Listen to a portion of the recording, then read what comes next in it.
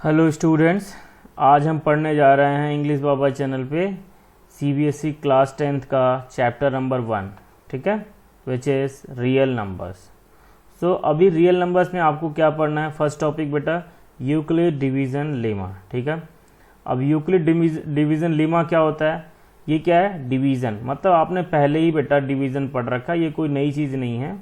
जो डिवीज़न पढ़ रखा है उसी को इन्होंने यहाँ पर स्टेटमेंट फॉर्म में दे दिया हुआ, ठीक है। तो आप अगर डिवीज़न पढ़ रखा है मान लो, तो कैसे करते हैं? जैसे डिवीज़न में हम देखते हैं बेटा, जैसे कि मान लो कि आपके पास यहाँ पर कुछ मैं लिख देता हूँ, सपोज 13 डिवाइडेड बाई अगर मैं 4 कर दूँ, ओके। तो 4 3 जा 12 एंड यहाँ पर क्या आ जाता है? रिमाइंडर सब्ट्रैक्ट कर देते हो, रिमाइंडर 1 आ जाता है। तो आप क्या लिखते हो? आप लिखते हो 13 is equals to 4 into 3 plus 1, ये लिख लिया। तो ये क्या है? ये आप देखोगे ये 13 क्या है? 13 को हम क्या बोलते हैं? डिवाइडेंड, ठीक है, डिविडेंड। और ये जो 4 है इसको बोलते हैं हम डिवाइजर, और ये जो 3 है इसको बोलते हैं quotient, quotient, and this 1 is called remainder, ठीक है। तो आपने यहां पर क्या लिखा हुआ बेटा? Dividend is equals to quotient into divisor plus dividend is equals to divisor into quotient plus remainder, ये तो लिखा हमने। तो ये क्या लिखा हुआ? तो आपने ये जो है dividend is equals to quotient into divisor plus remainder, ये आपने ऑलरेडी पढ़ रखा है प्रीवियस क्लासेस में। आपने ऑलरेडी ये चीज़ करते आ रहे हो, क्लास 5 से ही करते आ रहे हैं हम डिवीज़न। जब से आपने सीखा है तब से आपने यही काम किया है, ठीक है। तो इसी को इन्होंने क्या किया है यूक्लिड डिवीज़न में, इसको इन्होंने स्टेटमेंट फॉर्म में दे दिया। देखो जैसे ए है, ये क्या है? A is equals to B Q plus R. अगर आप इसे कंपेयर करो, देखो ये ऐसा ही कुछ लिखा हुआ है। तो ए क्या है? यहाँ पर जो स्टेटमेंट है ए इज वॉट? ए है डिवाइडेंड, ठीक है। सिमिलरली बी क्या है? बी है डिवाइजर, क्यू क्या है? क्यू क्वोशंट, और आर क्या है? रिमाइंडर। तो यही 4 चीजें यहाँ पर दी हुई हैं, ठीक है। अब उसके अलावा उसके साथ साथ क्या दिया हुआ बेटा? उसके साथ साथ इन्होंने ये एक अलग से कंडीशन दे रखी है, ठीक है। ये अलग से कंडीशन दे रखी क्या है कि आर क्या है? वो 0 या 0 से बड़ा होगा या फिर बी से छोटा होगा। तो बी क्या था अपना? बी था अपना डिवाइजर। तो आपको पता ही है जब भी आप डिवाइड करते हो बेटा, डिवाइड तभी छोड़ते हो जब आपका रिमाइंडर क्या हो जाता है? डिवाइजर से कम, ठीक है, डिवाइजर से कम होता है, तभी आप रिमाइंडर छोड़ देते हो। अदरवाइज अगर रिमाइंडर जो है डिवाइजर से बड़ा होता है तो क्या करते हो? आप डिवीजन को कंटिन्यू करते हो। सपोज यहाँ पर अगर मान लो फॉर एन एग्जाम्पल अगर आप यहाँ पर 10 आता तो आप क्या करते हैं? अभी फिर से 4 2 जा 8 करके आप कंटिन्यू करते हैं, ठीक है। यहाँ पर कुछ और चीजें होती तो ऐसा कर लेते हैं, लेकिन चूंकि यहाँ पर 1 आ गया जो क्या है? डिवाइजर से कम है, तो आपने यहाँ पर इस डिवीजन को रोक दिया। तो यही चीज है। रिमाइंडर क्या होना चाहिए? अच्छा, अगर ये पूरी तरह से कट जाएगा, मतलब पूरी तरह से डिविजिबल है, तो रिमाइंडर क्या आएगा? 0, ठीक है। और क्या हो सकता है? रिमाइंडर कभी डिवाइजर से ज्यादा नहीं हो सकता। तो यही चीज लिखी हुई है यहाँ पर स्टेटमेंट फॉर्म में। रिमाइंडर क्या होना चाहिए? 0, मतलब अगर 0 या 0 से बड़ा और डिवाइजर से छोटा, यही चीजें लिखी हुई है। तो ये बेटा कोई नई चीज नहीं है यूक्लिड डिवीजन लेमा, आप ऑलरेडी पढ़ चुके हो, ठीक है, इस चीज को, ठीक है। चलो एक और एग्जांपल से देखते हैं। अब आपको यहाँ पर क्या सीखना है? एक्चुअली यहाँ पर सीखना है आपको इस फॉर्म में लिखना, बस केवल dividend is equals to divisor into quotient plus remainder, ठीक है। तो चलो एक दो एग्जाम्पल करके देखते हैं, कोई भी एग्जाम्पल। जैसे कि हम यहाँ पर कर लेते हैं 17 डिवाइडेड बाई 3, ठीक है। तो अब क्या होता है? 3 6 जा 8, सॉरी 3 5 जा 15, और सब्ट्रैक्ट करते हैं तो क्या होता है? 2। तो अब इसको कैसे लिखोगे? ये अपना क्या है? ये अपना है डिवाइडेंड, इसको बोलते हैं हम डिवाइजर, DR से मैं डिनोट कर देता हूँ। ये हो गया क्वोशंट और ये हो गया रिमाइंडर। तो ये क्या होता है भाई? क्या लिखा था मैंने ऊपर? ये dividend is equals to means dividend is equals to divisor into quotient plus remainder, ठीक है। तो ये लिख लो भाई। डिवाइडेंड क्या था भाई? 17 is equals to 3 into 5 plus 2, ये हो गया भाई, यही हो गया। इसी को बोलते हैं हम यूक्लिड डिवीजन लीमा, ठीक है। मतलब ये इस फॉर्म में लिख सकते हो आप, a इज इक्वल्स टू, ये हो गया ना, a is equals to B Q plus R, ठीक है। यहाँ पे आप नोटिस कर सकते हो r अभी क्या आया है 2 और डिवाइजर कितना है 3, इसका मतलब r जो कंडीशन r के लिए दिया गया था वो क्या होना चाहिए, ये सेटिस्फाई हो रहा है, ठीक है। r क्या है, डिवाइजर से कम है, क्या है अभी 2 है, ठीक है। तो इस फॉर्म में लिखना आपको बस आना चाहिए, ठीक है। यहाँ पे क्लास 10th में बस ये फॉर्म एक स्पेशल दे दिया गया, बाकी आप सब कुछ पहले से ही जानते हो, ठीक है। तो बच्चों नेक्स्ट टॉपिक है एप्लीकेशन ऑफ यूक्लिड डिवीजन, ठीक है।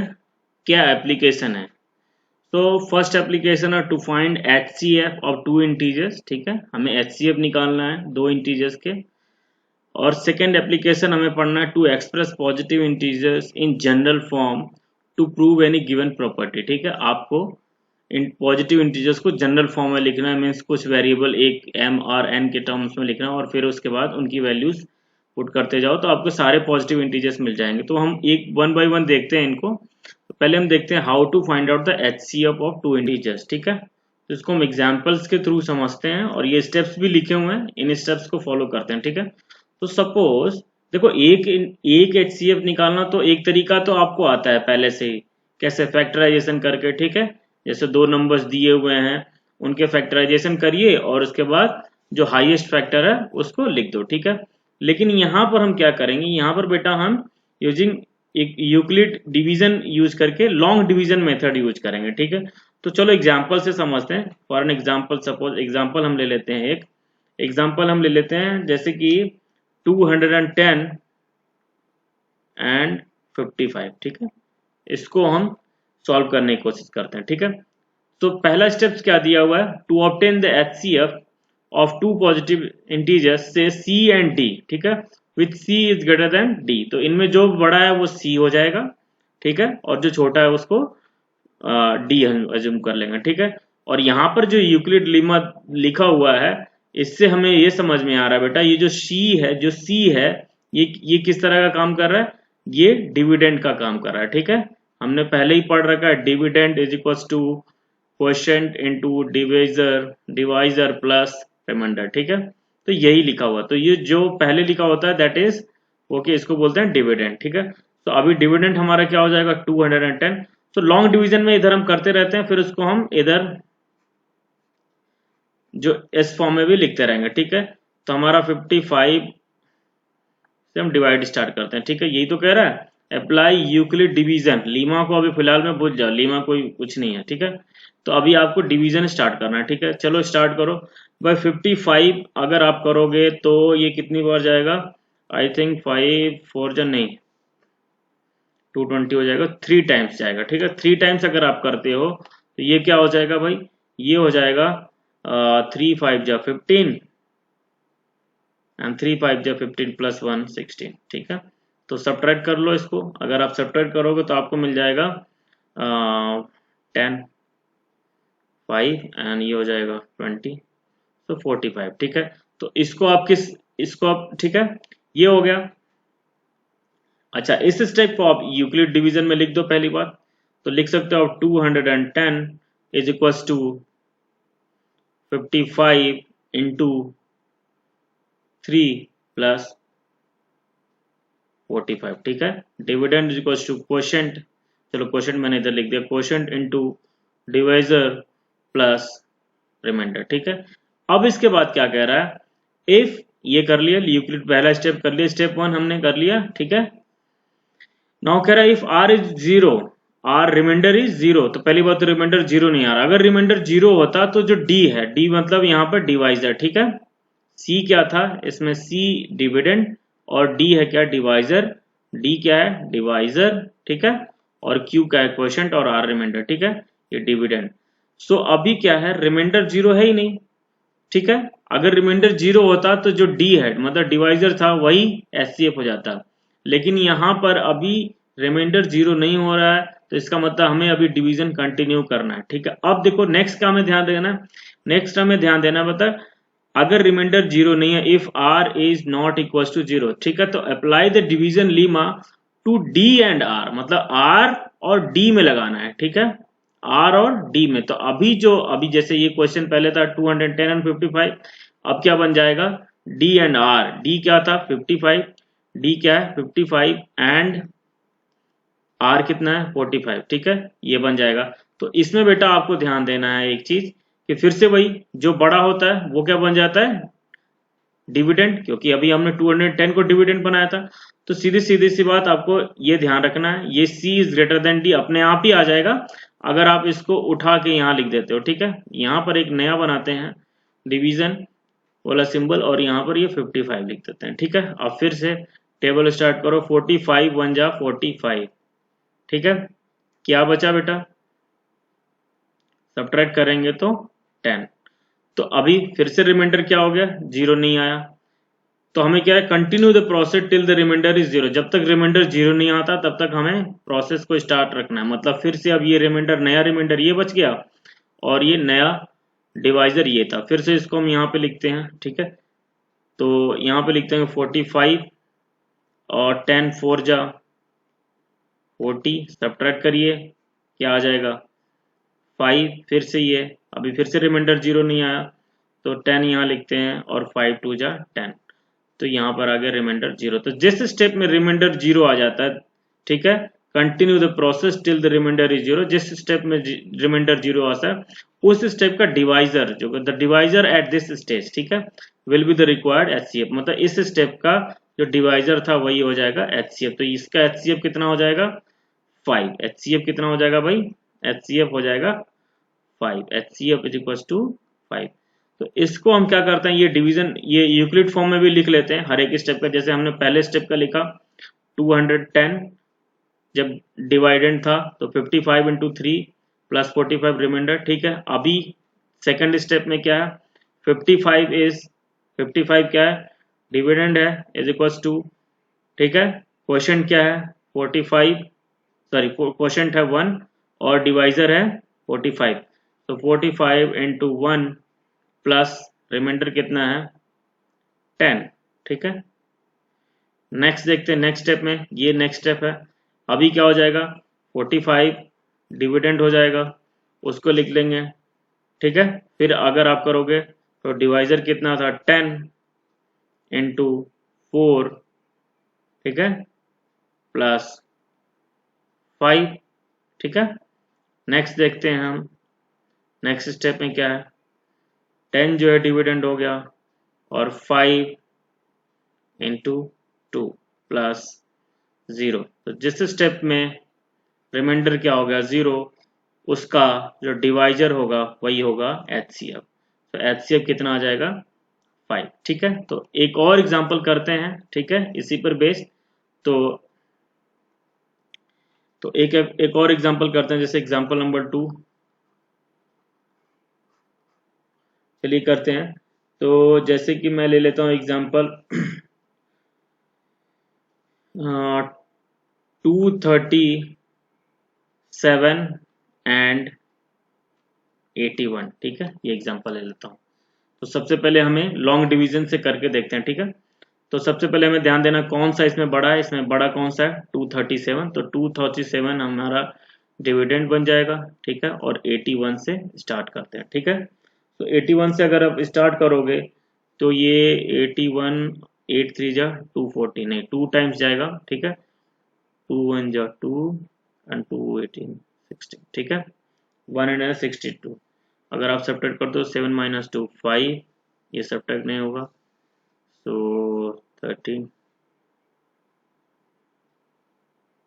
you'll get 75, ठीक है। अब फिर से अपना क्या है, इस ये देखो ये रिमाइंडर अभी जीरो नहीं आया, इसका मतलब हमें कंटिन्यू करना है, लेकिन कंटिन्यू किसमें करना है, इस स्टेप का फर्स्ट स्टेप का रिमाइंडर और प्रीवियस स्टेप का पिछले वाले स्टेप का डिवाइजर, ठीक है। अब इनमें 75 और 81 में कौन सा बड़ा है 81, तो 81 क्या बन जाएगा डिविडेंड बन जाएगा, ठीक है। तो अब आते हैं इसके आगे 75 1 जा 75, सब्ट्रैक्ट करिए क्या बचेगा 6, ठीक है। फिर से आते हैं, अब फिर से अभी रिमाइंडर जीरो नहीं आया बेटा, तो 6 और 75 लेके करेंगे, 75 बड़ा है तो वो डिविडेंड की तरह काम करेगा, ठीक है। अब करिए 6 वन जा 6, ठीक है, सब्ट्रैक्ट करिए 1, ये 15 हो जाएगा, और फिर से अगर आप करेंगे तो यहाँ पर 2 आ जाएगा, ठीक है, 16 2 जा 12, और क्या बच जाएगा 3, ठीक है। तो अभी रिमाइंडर क्या हो गया, 3 आ गया, रिमाइंडर क्या आ गया 3, और पिछले स्टेप का डिवाइजर क्या था 6, ये 0 नहीं है ना, तो हमको तब तक कंटिन्यू करना जब तक ये 0 ना आ जाए। अब 3 और 6 में 6 बड़ा है तो ये डिविडेंड की तरह काम करेगा, 3 2 जा 6, और सब्ट्रैक्ट करके कितना आ जाएगा 0, ठीक है। तो ये स्टेप में 0 आ गया, इसका मतलब इस स्टेप का जो डिवाइजर था वही हो जाएगा, वही क्या है HCF। तो HCF क्या आ जाएगा, HCF आ जाएगा 3, ठीक है, HCF क्या आ जाएगा 3। तो इसको हम लिख लेते हैं बेटा किस फॉर्म में, यूक्लिड के फॉर्म में, यूक्लिड लीमा जो बता रहे हैं वैसे लिख लेते हैं। तो अपना फॉर्मूला क्या होता है, dividend is equals to divisor into quotient plus remainder, ठीक है, यही होता है। तो अभी हम देखते हैं डिविडेंड क्या है 237 फर्स्ट स्टेप का, equals to divisor 81 into 2 plus remainder कितना था 75, ठीक है, ये फर्स्ट स्टेप हो गया। सेकंड स्टेप का लिखते हैं, सेकंड स्टेप में क्या था डिविडेंड 81, तो 81 इक्वल्स टू डिवाइजर क्या है भाई 75 इंटू क्वेश्चन कितना है 1 प्लस रिमाइंडर कितना था 6, ठीक है। अभी थर्ड स्टेप में लिखते हैं, थर्ड स्टेप का डिविडेंड कितना है 75 इक्वल्स टू डिवाइजर कितना है 6 इंटू 12 प्लस रिमाइंडर कितना आया था 3, ठीक है। फिर से फोर्थ स्टेप का डिविडेंड कितना है 6, और डिवाइजर कितना है 3 इंटू 2 प्लस 0, ठीक है। रिमाइंडर जैसे ही 0 आ जाए आपको क्या कर देना है HCF आ जाएगा उसके प्रीवियस वाले, सॉरी उसी स्टेप का जो डिवाइजर है, ठीक है। तो ये डिवाइजर है, HCF कितना आ गया 3। तो आई होप 2 एग्जाम्पल से मैंने कोशिश की है ये HCF एक्सप्लेन करने की, ठीक है।